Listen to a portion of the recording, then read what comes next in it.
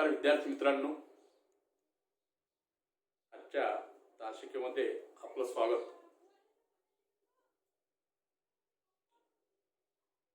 Mathematics part 2. आतापर्यंत आपण त्यामध्ये 2 चॅप्टर संपवलेले आहेत. त्याचा आपण अभ्यास करत असाल. त्यानंतर तिसरा चॅप्टर आहे सर्कल. Chapter number 3 circle. या सर्कलच्या संदर्भात आपण वर्ग 4 पासून क्लास 4 पासून तर क्लास 9 पर्यंत संपूर्ण बेसिक कन्सेप्ट, बेसिक टर्म्स ह्या आपण या वर्गामध्ये शिकलेलो आहे.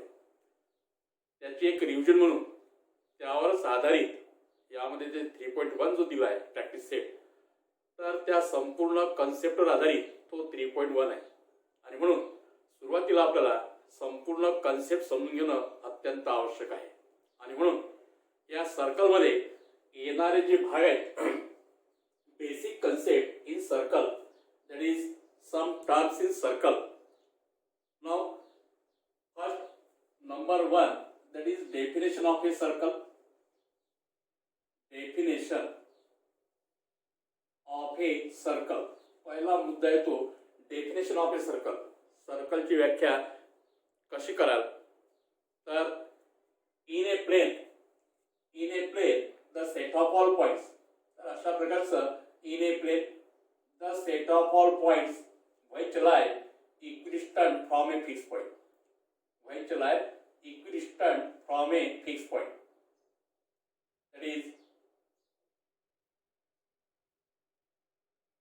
a set of all point which lie equidistant from a fixed point is called circle. तर अशा प्रकारचा हा एक इथे आपल्याला फिक्स पॉइंट मिळतो. इथे आपल्याला एक फिक्स पॉइंट मिळतो आणि हा जो फिक्स पॉइंट आहे या फिक्स पॉइंटला काय म्हणतात? सेंटर म्हणतात. हा जो फिक्स पॉइंट आहे याला सेंटर असे म्हणतात. Centre that is point O is the centre. Point O is the centre. हा जो भाग येतो हा सेंटरचा भाग येतो, बरोबर आहे. त्याच्यानंतर तर अशा प्रकारची व्याख्या आपल्याला करते. In a plane the set of all points which lie equidistant from a fix point is called circle. आलं लक्षात? तर त्याच्यानंतर a fix point is called centre. त्यातला पहिला जो पॉइंट येतो तो येतो centre. Centre a fix point is called centre.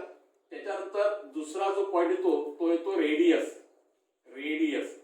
तर रेडियस कशाला म्हणायचं तर radius A segment which join the center and the end points on the circle. असा एक रेषाखंड की तो केंद्रावर आहे आणि अंतिम बिंदू तो जोडलेला आहे, वर्तुळावरती आहे.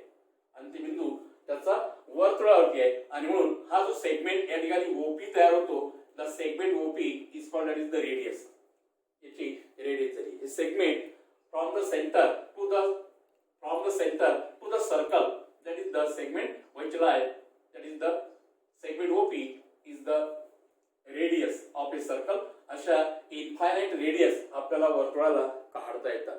that is infinite radius can be drawn to the circle, बरोबर. त्याच्यानंतर A segment joining the 2 points, a segment joining 2 points on the circle. या प्रकारचे 2 बिंदू जर वर्तुळावर जर असतील, दोन्ही बिंदू जर वर्तुळावर जर असेल AB, तर segment AB is called that is the chord. या number 3 that is the chord of a circle. A segment joining the end points on the circle. Both end points lie on the circle, so therefore segment AB is the chord of a circle. त्याच्यानंतर a chord which passing through center of a circle. A chord which passing through center of a circle. तर अशा प्रकारची एक chord आहे passing through center of a circle. अशा प्रकारची ABCD, that is CD. The chord which passing through center of a circle is called that is the diameter. त्याला diameter असे म्हणतात. A chord which passing through the center of a circle is called that is the diameter, and the diameter is the longest chord of the circle. Diameter is the longest chord of the circle. की सर्वात मोठी एक जीवा आहे आणि वर्तुळाची सर्वात मोठी जीवा कोणाला म्हणतात तर त्याच्या व्यासाला म्हणतात. बरोबर आहे. That is, here is example 4 cm radius. What is the longest chord of the circle? That is the 8 cm. So therefore अशा प्रकारचे या ठिकाणी आपल्याला उदाहरण सॉल्व करता येतं. Is called that is the diameter, and diameter is the twice the radius. Diameter is twice the radius is equal to diameter is equal to twice r, or r is equal to half of the diameter. Half of the diameter is the relation between radius and diameter. That is, d is equal to twice r, or r is equal to d by 2 is the relation between them. So therefore in a circle infinite diameter can be drawn. आपल्याला वर्तुळामध्ये आपण अनंत अशा व्यास काढू शकतो. त्याच्यानंतर चौथा मुद्दा आहे, पाचवा मुद्दा आहे तो, that is a second which passing through the circle to distinct point.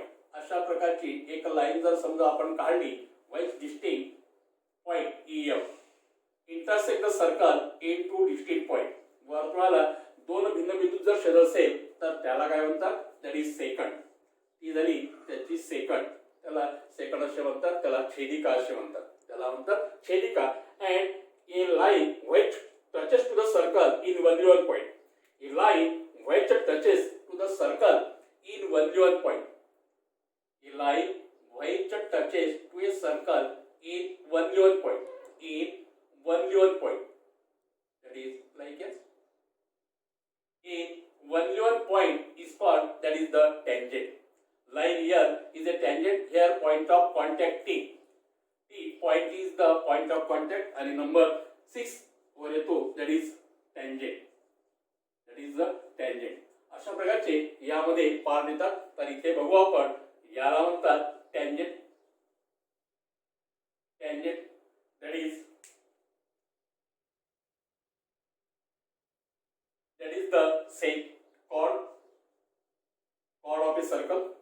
Now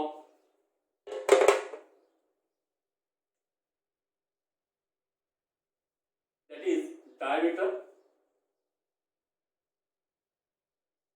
That is diameter, and is the, that is second.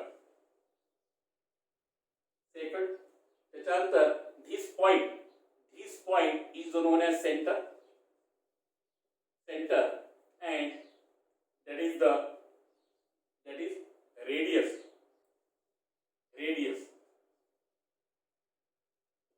These are the basic concept in circle. एवढ्या याच्यामध्ये आपल्याला हे संपूर्ण पाठ आपण वर्ग 4 ते 9 पर्यंत अभ्यासलेले आहे. ठीक आहे. तर हे झाल्याचे पाठ. O is the center of a circle, that is radius. Radiusच्या संदर्भात जर झाला आपण या ठिकाणी, segment OP is the radius. OP is equal to 5 cm. OP is equal to 5 cm, and segment OP is the radius. दोन मधला फरक लक्षात घ्यायचा. Segment OP is equal to 5 cm, and segment OP is the radius. दोघातला फरक काय आहे तर OP is the quantitative. त्याच्यामध्ये दोन भाग येतात, संख्यात्मक आणि गुणात्मक. Segment OP is equal to 5 centimetre म्हणजे काय सांगते आपल्याला की रेषाखंड ओपी ची लांबी 5 सेंटीमीटर आहे. That is the quantitative. परंतु segment OP is the radius. Segment OP काय आहे तर त्रिज्या आहे. काय सांगितलं जसं विशेष माहिती सांगते, दॅट इज द क्वालिटेटिव्ह. त्याला गुणात्मक म्हणतात. आणि म्हणून या रेडियसच्या संदर्भात आपल्याला दोन भाग लक्षात ठेवायचे, quantitative and qualitative.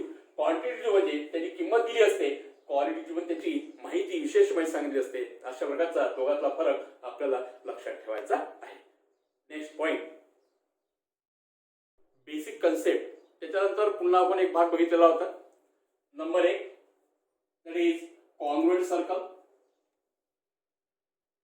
Congruent circle. दुसरा भाग बघितला होता कॉन्सेंट्रिक सर्कल. Concentric circle. आणि तिसरा भाग बघितला होता that is intersecting circle. Intersecting circles हे सुद्धा तुम्हाला. त्याच्यानंतर चौथा भाग exterior of a circle. Exterior of a circle. त्याच्यानंतर पाचवा भाग interior of a circle. Interior of a circle. बरोबर आहे. अशा प्रकारचं. तर कॉन्व्हर्ट सर्कल, कॉन्व्हर्ट सर्कलच्या संदर्भात that is convert circle, the circles, two circles are said be congruent if they have equal radii. Equal radii ज्या वर्तुळाची त्रिज्या समान असेल अशा प्रकारची आपण त्याची व्याख्या करू शकतो. दोन्ही वर्तुळ परंतु त्याच्या त्रिज्या काय असेल, समान असेल. दोन्ही वर्तुळांच्या त्रिज्या जर समान असेल तर अशा वर्तुळाला आपल्याला कॉन्व्हर्ट सर्कल असे म्हणतात. P and Q are the centre, that is these are the radii. These are the radii, same radii. Congruent circle are said to be, two circles are said to be congruent if they have equal radii. Equal radii अशा वर्तुळाला एकरूप वर्तुळ असे म्हणतात. त्याच्यानंतर concentric circle कशाला म्हणतात? Concentric circle त्याच्यामध्ये that is only one centre अशा प्रकारचं एक वर्तुळ, दुसरं अशा प्रकारचं एक, तिसरं अशा प्रकारचं एक. या ठिकाणी that is the concentric circle. That is the way here is what will change, that is the radii will be changed. इथं फक्त रेडियस चेंज होते आणि सेंटर मात्र एकच असते. एक केंद्रीय वर्तुळ आहे, ज्या वर्तुळाचा केंद्र एकच आहे परंतु रेडियाई काय आहे, डिफरंट आहे. रेडियाई काय डिफरंट आहे. अशा प्रकारच्या वर्तुळाला कॉन्सेंट्रिक सर्कल असे म्हणतात. ते झाले कॉन्सेंट्रिक सर्कल. थोडंफार बाय हँड. बरोबर. So therefore that is the concentric circle. त्याच्यानंतर इंटरसेक्टिंग सर्कल. इंटरसेक्टिंग सर्कल छेद वर्तुळ कशाला म्हणतात? That is two circles are intersect two circles are intersect into distinct point. अशा प्रकारचे ए एंड बी मध्ये दोन वर्तुळ जेव्हा इंटरसेक्ट होतात तेव्हा त्याला इंटरसेक्टिंग सर्कल असे म्हणतात, छेदन वर्तुळ असे म्हणतात. त्याच्यानंतर एक्सटेरियर ऑफ ए सर्कल आणि interior of a circle the point. अशा प्रकारचा जर सर्कल असेल, point O is the centre of the circle. Here is point A, that is here is point B, here is point P, and here is point that is Q, and here is point that is R, here is point that is S, here is point that is T. अशा प्रकारचे बिंदू आहेत. तर इथे exterior of the circle कशाला म्हणतात? तर those points lie that is the more than radii. त्यातलं अंतर जे आहे ते त्रिज्येपेक्षा अधिक अंतरावर जर असेल तर ते एक्सटेरियर पॉइंट आहे. That is point T R S Q, Q S R T are the exterior point. त्या बिंदूंना कोणते पॉइंट म्हणतात? एक्सटेरियर पॉइंट म्हणतात. तिथे त्रिज्येपेक्षा अधिक अंतरावर आहे. त्रिज्येपेक्षा अधिक अंतरावर जे बिंदू असतात त्याला वर्तुळाच्या बाह्य भागातील बिंदू असे म्हणतात. त्याला बाह्य बिंदू असे म्हणतात. बरोबर आहे. आणि जे बिंदू त्रिज्येच्या कमी अंतरावर आहे, जे बिंदू त्रिज्येच्या कमी अंतरावर असतात, लेस दॅन द रेडियाई, त्या बिंदूंना काय म्हणतात? Interior of a circle. तो झाला अंतर्भाग, वर्तुळाचा अंतर्भाग, वर्तुळाचा बाह्य भाग. जे बिंदू वर्तुळाच्या बाह्य भागात आहे त्याला एक्सटेरियर ऑफ ए सर्कल असे म्हणतात. जे बिंदू वर्तुळाच्या अंतर्भागात आहे त्याला इंटेरियर ऑफ ए सर्कल असे म्हणतात. पॉइंट ए अँड बी, ओ हे वर्तुळाच्या अंतर्भागात आहे परंतु त्रिज्या एवढ्या अंतरावर जर असेल, lie on the circle, तर पॉइंट ओपी, जर समजा ओपी अंतर जर घेतलं तर बिंदू पी हा त्रिज्या एवढ्या अंतरावर आहे आणि म्हणून point P lie on the circle. Point P lie on the circle. वर्तुळाच्या बाह्य भागात, वर्तुळाच्या आतमध्ये आणि वर्तुळावर. आपल्याला हा सुद्धा फरक आपण वर्ग 9 पर्यंत अभ्यास केला आहे. त्याच्यानंतर या कॉर्डच्या संदर्भात दोन प्रॉपर्टीज आपण बघितलेल्या होत्या. नंबर 1 ची properties, that is number 1 property, the perpendicular drawn, the perpendicular is drawn from the center of a circle, from the center of a circle to the chord,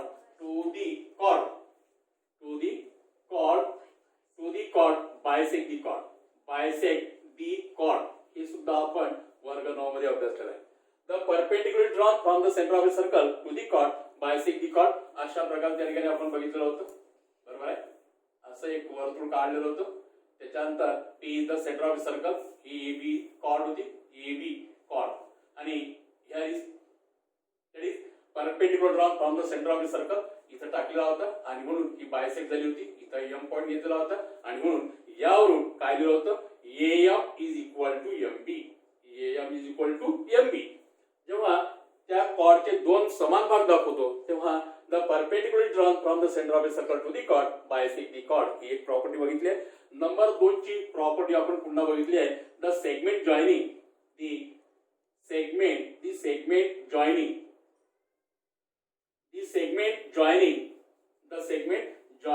the center of a circle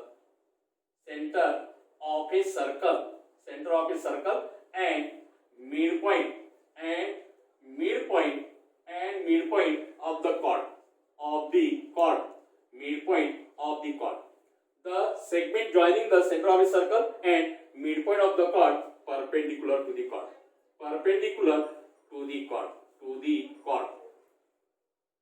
केंद्राचा मध्यबिंदू आणि जीवेचा मध्यबिंदू जोडणारा रेषाखंड त्या जीवेला लंब असतो आणि म्हणून या ठिकाणी अशा प्रकारचं काढलेलं होतं आपण, बरोबर. आणि इथे P the centre of circle ही एक त्याची जीवा काढली होती AB. त्याच्यानंतर इथे हा PM होता, हा इथे perpendicular. So therefore here that is major angle PMA और major angle PMB is equal to 90 degree. आणि म्हणून त्यामधला जो कोन असतो तो 90 चा असतो. अशा प्रकारचे थेरम सुद्धा आपण बघितलेले होते. त्याच्यानंतर एकरूप जीवा वर्तुळ केंद्रापासून समुद्र अंतरावर असणारे जीवा एकरूप असतात. त्याच्यानंतर केंद्रापासून समुद्र अंतरावर असणारे जीवा एकरूप असतात किंवा केंद्रापासून समुद्र अंतरावर असणारे जीवा सुद्धा एकरूप असतात. अशा प्रकारे सुद्धा आपण वर्ग 9 मध्ये अभ्यासलेला आहे. ठीक आहे, इथपर्यंत ते झाले वर्तुळाचे भाग. त्याच्यानंतर या वर्गामध्ये आपल्याला बघायचं आहे circle passing through 1, 2 and 3 points. याच्यावर आपल्याला आपल्या टेक्स्ट बुक मध्ये ऍक्टिव्हिटीज पण दिलेल्या आहेत, त्या आपण निश्चित घरी करून बघाव्यात. ठीक आहे. त्याच्यानंतर यामध्ये number 1 circle passing through 1, 2 and 3 points. एका बिंदूतून किती वर्तुळ काढू शकतो आपण. एक जर बिंदू दिला आपण या ठिकाणी, एक जर पॉइंट दिला, समजा इथे एक पॉइंट दिला, या बिंदूतून किती वर्तुळ काढू शकतात. समजा त्रिज्या वाढवली, बरोबर आहे, त्रिज्या वाढवली, बरोबर, त्रिज्या वाढवली, आपण असे अनंत वर्तुळ काढू शकतो. That is radius will be change, radius और रेडाय विल बी चेंज. त्या ठिकाणी त्रिज्या आपल्याला चेंज करत न्यावं लागेल, सेंटर पॉइंट एकच राहील. आणि म्हणून दॅट इज इनफायनाइट सर्कल. पहिल्यासाठी आपल्याला वाक्य लिहिते, स्टेटमेंट करते, infinite circle,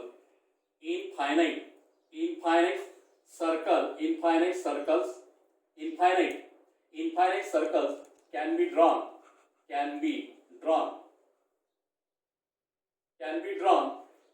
infinite circles can be drawn in one point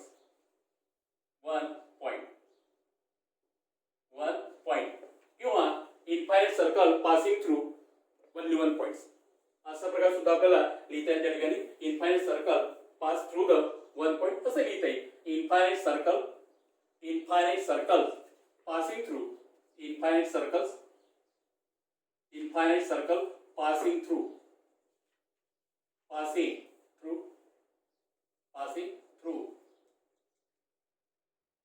in one point असं आपण लिहिता येईल.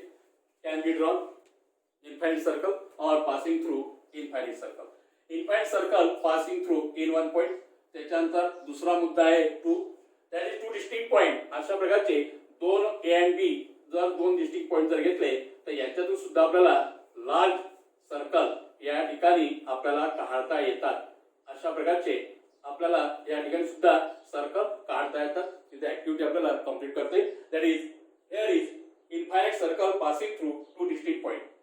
infinite circle passing through infinite circle passing through 2 distinct point. त्याच्यानंतर number 3 point, that is 3 non-collinear points. 3 non-collinear points. That is 3 non-collinear points passing through non-collinear points.